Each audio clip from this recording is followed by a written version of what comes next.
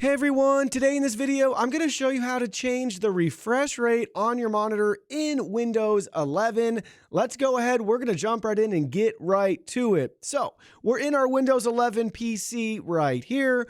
First thing we're going to do is just right click on our home screen and we'll go to display settings.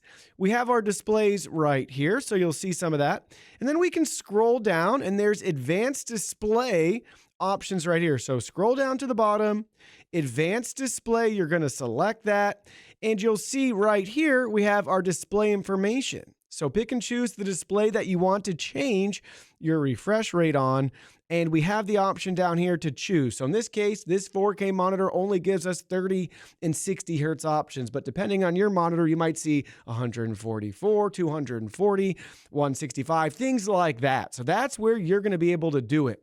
So you can navigate system display, advanced display, right there up at the top.